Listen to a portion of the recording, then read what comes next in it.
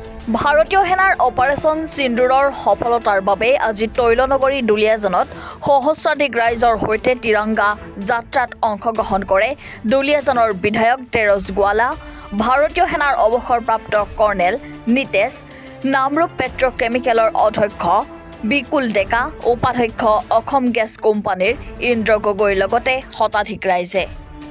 আজি দুলিয়াজানৰ বিহুতলিৰ পৰা উলিওৱা এই তিৰংগা যাত্ৰাত কেইবা শতাধিক ৰাইজে প্ৰতিকূল বতৰকো আওকাণ কৰি দুলিয়াজানৰ ৰাজপথ কঁপাই তোলে। অপাৰেশ্যন সিন্দুৰ সম্পূৰ্ণ সফলতা কৰাৰ ক্ষেত্ৰত ভাৰতীয় বীৰ সৈনিকসকলৰ কষ্ট আৰু ত্যাগৰ বাবে কৃতজ্ঞতা জনোৱাৰ বাবে এই তিৰংগা যাত্ৰাত অনুষ্ঠিত কৰে ভাৰতীয় জনতা পাৰ্টিয়ে। নৰেন্দ্ৰ মোদী ডাঙৰীয়াই ইতিমধ্যে বিদেশত থকাৰ সময়তে পাকিস্তানৰ সমৰ্থনত আতংকবাদীয়ে ভাৰতীয় সেনাবাহিনী নাৰীৰ ওপৰত আক্ৰমণ কৰিছিল, ভাৰতীয় মানুহৰ ওপৰত আক্ৰমণ কৰি আমাৰ আই বাই বোৱাৰীৰ সেন্দুৰ মুহিছিল পেহেলগাম ঘটনাত। এই পেহেলগাম ঘটনাৰ পিছতেই প্ৰধানমন্ত্ৰী নৰেন্দ্ৰ মোদী ডাঙৰীয়া মহামহিম ৰাষ্ট্ৰপতি ডাঙৰীয়াৰ নিৰ্দেশ আৰু পৰামৰ্শ মতে ভাৰতীয় তিনিওটা বাহিনী, নৌ বাহিনী, সেনা বাহিনী আৰু বায়ু সেনা বাহিনী সকলোকে এই যুদ্ধত লগাইছিল। একে দিনত আধা ঘণ্টাত 9টা ঘাটি আমি উচ্ছেদ কৰিবলৈ সমৰ্থ হৈছিলোঁ। তাৰ কাৰণে প্ৰধানমন্ত্ৰীৰ নিৰ্দেশ মৰ্মে এগৰাকী ভাৰতীয় হিচাপে সমগ্ৰ ভাৰতবৰ্ষত তিৰংগা যাত্ৰা হৈছে। এই তিৰংগা সদায় যাতে জিলিকি থাকিব, ভাৰতৰ অখণ্ডতা সাৰ্বভৌমত্ব যাতে ৰক্ষা কৰিব পাৰে, আই বাইৰ কপালৰ সেন্দুৰ মোহাৰি পেলোৱা এই পাকিস্তানী সমৰ্থক আতংকবাদী যাতে আমি একেবাৰে নিৰ্মূল কৰিব লাগিব। তাৰ কাৰণে যুদ্ধ চলি আছে, যদিও সাময়িকভাৱে যুদ্ধ আনুষ্ঠানিকভাৱে বন্ধ হৈছে। এয়া পাকিস্তানৰ বিৰুদ্ধে নহয়, এয়া কোনো পাকিস্তানী সেনা বাহিনীৰ বিৰুদ্ধে যুদ্ধ নহয়, এই আতংকবাদীৰ বিৰুদ্ধে যুদ্ধ। এই যুদ্ধ চলি আছে, চলি থাকিব যেতিয়ালৈকে আতংকবাদী বা ভাৰতৰ বিৰুদ্ধে আক্ৰমণ কৰা সকলৰ প্ৰতিহত নহব, তেতিয়ালৈকে চলি থাকিব। আজি দুলিয়াজান সমষ্টিত আমি এই তিৰংগা যাত্ৰা আৰম্ভ কৰিছোঁ। আমাৰ আই বাই ভাই সকলোৱে ওলাই আহিছে। এটাই আমাৰ কথা, ভাৰতৰ তিৰংগাৰ জাতীয় পতাকা সদায় উৰি থাকিব, আই বাই সেন্দুৰ সদায় জিলিকি থাকিব। তাৰ কাৰণে আজি আমি নিমন্ত্ৰণ কৰিছিলোঁ ভাৰত চৰকাৰৰ অৱসৰপ্ৰাপ্ত কৰ্ণেল নিতেশজী, তেওঁ ইতিমধ্যে আমাৰ মাজত আহিছে। এই অনুষ্ঠানটো আজি মুকলি কৰিছে। বিশেষভাৱে আমি এই অনুষ্ঠানটোৰ নেতৃত্ব দিবৰ কাৰণে আমাৰ অসম পেট্ৰকেমিকেলছৰ চেয়াৰমেন বিকুল ডেকা ডাঙৰীয়াক মাতিছিলোঁ। তেওঁ ইতিমধ্যে আনুষ্ঠানিকভাৱে আৰম্ভ কৰিছে। মই সকলোকে ধন্যবাদ জনাইছোঁ। সকলো কাৰ্যকৰ্তাক কৈছোঁ, হাতত তিৰংগা লৈ স্বদেশ স্বজাতিৰ বাবে আমি সদায় যুঁজি যাম।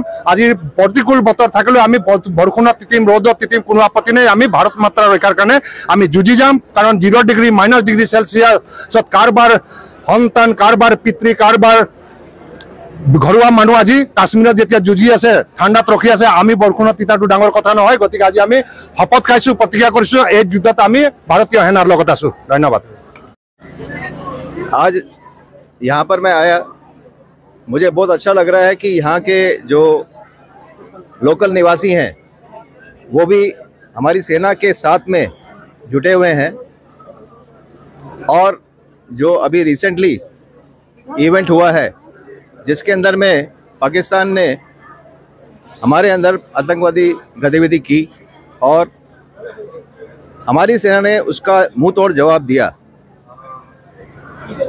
ये काम जो किया है भारत की सेना ने, हम सबको गर्व है कि उन्होंने पाकिस्तान के इलाके में जाकर वहाँ के आतंकवादी के ठिकानों को खराब किया, उनको ध्वस्त किया। और अगर आगे भी कोई ऐसा अंजाम होगा तो उसे मुंह तोड़ जवाब दिया जाएगा। जय हिंद। নৰেন্দ্ৰ মোদী ডাঙৰীয়া আৰু আমাৰ তিনিওটা সেনা, জল, স্থল আৰু বায়ু যোৱা দিনবিলাকত যি পৰাক্ৰম দেখুৱালে, শৌৰ্য বীৰ্য দেখুৱালে, তাৰ কাৰণে আমি প্ৰতিগৰাকী ভাৰতীয় আজি গৌৰৱান্বিত। আমাৰ দেশলৈ, আমাৰ দেশৰ সাৰ্বভৌমত্ব, আমাৰ দেশৰ শান্তি শৃংখলাৰ ক্ষেত্ৰত যদি কোনোবাই আমাক যদি চকু তুলি মানে ৰঙা চকু দেখুৱাই, কোনো ভাৰতীয়ই তাক সহ্য নকৰে। যোৱা দিনবিলাকত আমি আমাৰ ভাৰতীয় সেনাই পাকিস্তানৰ ভিতৰত সোমাই দেশৰ অখণ্ডতা ৰক্ষা কৰিবৰ কাৰণে, আতংকবাদীৰ ঘাটি নষ্ট কৰিবৰ কাৰণে যি উদ্যোগ ল'লে, তাৰ কাৰণে আমি প্ৰতিগৰাকী ভাৰতীয় আজি গৌৰৱান্বিত। দেশৰ প্ৰধানমন্ত্ৰী নৰেন্দ্ৰ মোদীৰ নেতৃত্বত আমি দেশ সুৰক্ষিত, এই কথাটো আজি প্ৰমাণ হ'ল। ভাৰতীয় সেনা বাহিনীক আমি সন্মান যাচিবৰ কাৰণে, তেওঁলোকক উৎসাহ যোগাবৰ কাৰণে, তেওঁলোকক শ্ৰদ্ধা জনাবৰ কাৰণে দুলিয়ানবাসী ৰাইজে যি তিৰংগা যাত্ৰা আৰম্ভ কৰিছে, তাত আমিও অংশগ্ৰহণ কৰিছোঁ। আমি প্ৰতিগৰাকী ভাৰতীয় লোক সেনাবাহিনীৰ লগত আছোঁ আৰু আহি থকা দিনবিলাকত কোনো যাতে স্বদেশী বিদেশী কোনো শক্তিয়ে যাতে ভাৰতবৰ্ষৰ অখণ্ডতা আৰু সাৰ্বভৌমত্ব যাতে নষ্ট কৰিব নোৱাৰে তাৰ কাৰণে প্ৰতিগৰাকী ভাৰতীয় সদা সচেষ্ট হৈ থাকিব। দুলিয়াজানৰ পৰা পংকজ বৰা ৰিপৰ্ট, এনি ভাৰত 24।